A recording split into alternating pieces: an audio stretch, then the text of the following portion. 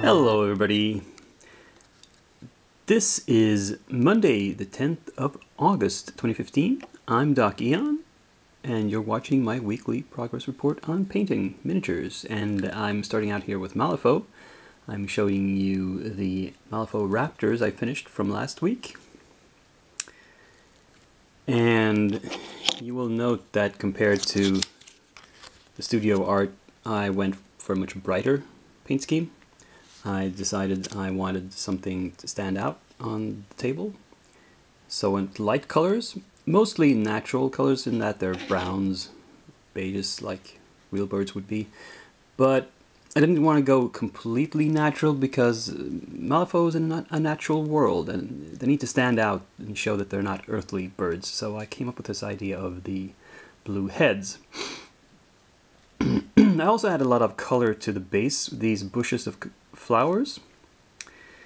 These are actually from, this is railway modeling stuff, and I think it's originally intended supposed to represent planted flowers, so it's very regular and a little bit plastic along the sides. So I disguised that by putting a lot of different other types of grasses around them to make them blend in more. And as for the gluing of the birds to their perches, it's working so far. We'll have to see what happens once they're handled a lot, like put in carrying cases and lugged around and gamed with and so forth. We will see how they survive contact with reality. But so far, I am happy and pleased with the results. In the works for Malifaux is mainly this model you can see here, which I have based and assembled and prepped, not primed yet. This is called the Blessed of December, and this is the illustration, the artwork for this mini. Interestingly enough, purple skin, blue hair, that's kind of how I painted the Alt Marcus. Oh well, I'll do something similar, I'm not quite sure yet. Anyway, this is normally a part of the Rasputina crew. But it is a beast, so Marcus can recruit it. And it was a tricky one. Both arms and the left leg were separate and had to be, attached. And you can perhaps see the joins are kind of white here. This is where I gap filled. This is Vallejo plastic putty. I think I'm going to go in and try to sandpaper this join a little bit better before I prime. But otherwise, yeah. Not a terribly complicated model to paint, I think. It has a lot of texture, but you can bring that out with washes and glazes rather easily, I think. I'm also looking at doing these.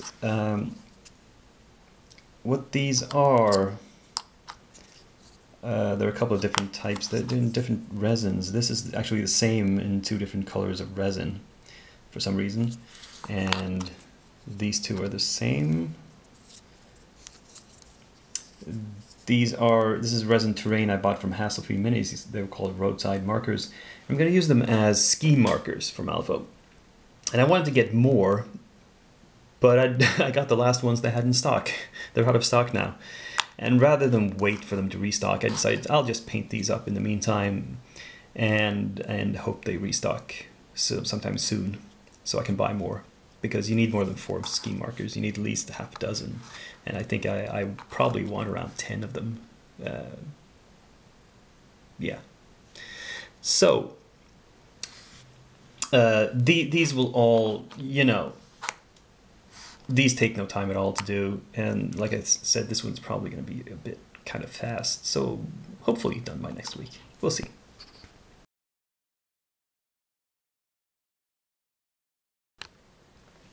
Now for Frostgrave, I did bite off quite a lot, so you can see that I haven't quite finished any of these yet. They're sort of, all 8 of these are in progress at the moment.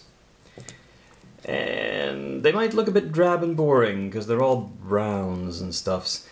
And that's because I started out by painting all the colors that they would have in common, which means the metal, the wood, the leather, and the cloth armor.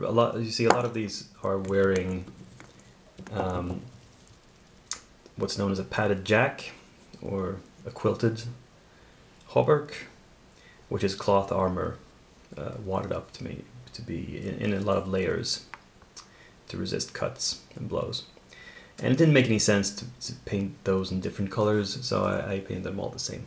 What's left is stuff like, you know, their capes and hoods and tunics and whatever, and the pants. The pants have a little bit of color on them, but that's just a preliminary. I'm going to paint over the pants with other colors to differentiate them, to make them brighter. The parts that are left, I'm going to paint bright colors to make them stand out a bit more on the battlefield. And these should be done by next week. I mean, even if I have less time to paint in the coming week because I'm starting work, these should be finished. So what's next? Well, I have the next batch of guys lined up here, which is some more heavily armored dudes. And I'm saving those for last because the way Frostgrave works, you have to pay money to recruit troops, and the better equipped ones cost more, so at the start of the campaign you can't afford them. These guys, the one-handed and sword dudes with this heavy armor would be classified as knights, and the ones with two-handers as paladins, and they're pretty expensive. It's gonna take a few games, a few wins before I got the gold to, you know, put these guys on the table. But next week you will probably see these at least prepped for painting. And that's where we leave off Frostgrave for now.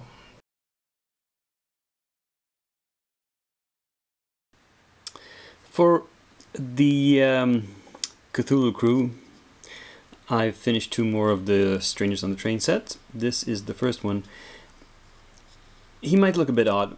You have to understand what this is. This is like a life-sized puppet constructed of wood. This is what happens if all the pieces of the Sedefkar's simulacrum are assembled and start moving about on their own. So it's simply supposed to look like polished wood, which is a difficult look to achieve. But I did my best. This guy, on the other hand, apart from holding a scroll in his hand and having some sort of loincloth, is supposed to look like a guy with the skin flayed off. This is supposed to be just exposed muscle and bone, which is also hard to simulate because the risk is you put on too much blood and gore and then it just looks messy. On the other hand, if it's too little, well, he simply looks like a pale, really ripped guy.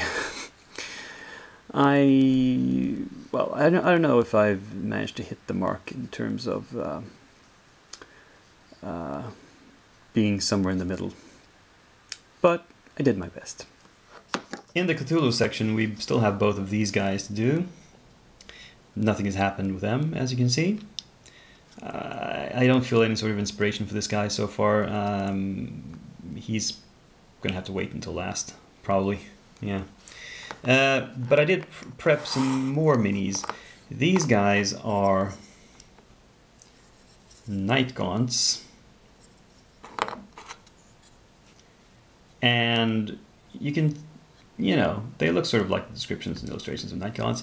These are an experiment. I got these from what seems to be an old range of minis called Dunwich Detectives. And what I discovered when I received them was that they're kind of small. I mean, if you compare it to this guy is human-sized, and this thing is clearly smaller. These must be old 25mm scale. And that's kind of an issue, maybe, because all of the other minis I have for Call of Cthulhu are like modern-day 28 or 30 or even 32mm scale. So I'm not sure if these fit, actually. But I'm thinking, if I can't, because Night Gaunts are supposed to be big, or at least human-sized, possibly larger. But I could say that I could just use them as general demons, as imps of some kind, minor demons. In Frostgrave, for example, you know, I can make snow bases and say that, oh, these are little imps that the demonologist in Frostgrave summons. So I can get some of the use out of them. We will have to see when they're done.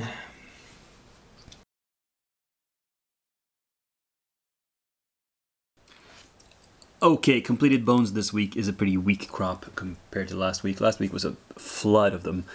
And this week, I mean, you're looking at all of them that I got done, and they're pretty uninspired, I have to admit. Especially this dude, because it was such an uninspiring sculpt, I just couldn't think of any way to paint it, so I just splashed 2 colors on him in a wash and called it a day. I mean, ugh. And this guy is a little bit more interesting, but the thing is, most of him is well made, the pants and the body and the arm. And you look at his face, what's that?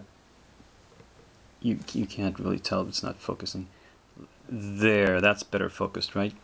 And it's just a blur. And it's... How do you paint something that is so poorly cast? It just depresses me. This guy is a little better, but it's just machinery, and you know, he's okay. I sort of dig him. Steampunk grandpa. Next up we have some gunslingers. Here we have the normal sort of human guys with their dusters and 6-shooters, and the undead versions. I painted this one. I guess it's supposed to look like a kind of faded Confederate uniform that he's dressed in the rags of. Trying to paint his coat a bit more a sickly yellow-brown as compared to, I don't know if you can tell, it's a slight difference in shade in the browns there. This guy is more a black coat and hat, and he's kind of green in the face. He's not a skeleton, he's more of a zombie. Yeah. But that's all I got done in bones this week, because I painted so much of other stuff. So here we see the remainder of what I started last week. I'd say they've got some splashes of paint on them, at least, all of them. And I'd say these humans are roughly 25% done. Maybe a little more. And these big monsters here around 50% or so. For example, this one I can clearly say he's got base coats and shading on, but no highlighting yet.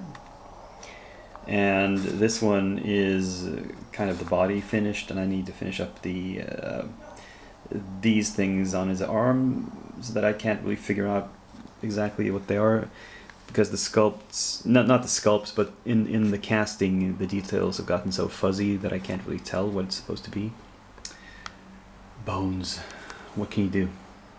Anyway, these will probably be finished up pretty quickly, so I prepped a few new monsters. The League of Evil. Well, I mean, the Sylph and the Dryad here are usually categorized neutral in alignment, but still they're monsters, they're not humans. And the rest of these dudes, they have an evil look to them, I would say. I mean, some of them, these guys here are clearly undead, some sort of snake man, some sort of, I don't know what. And these are just kind of evil knights of some sort. Fun times.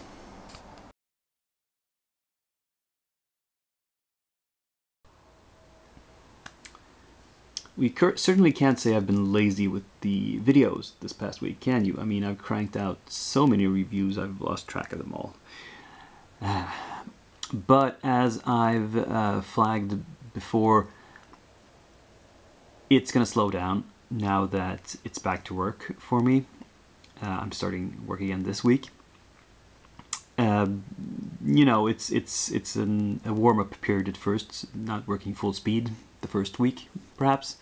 So I'll still get a fair bit of painting done, I think, I hope, and pray.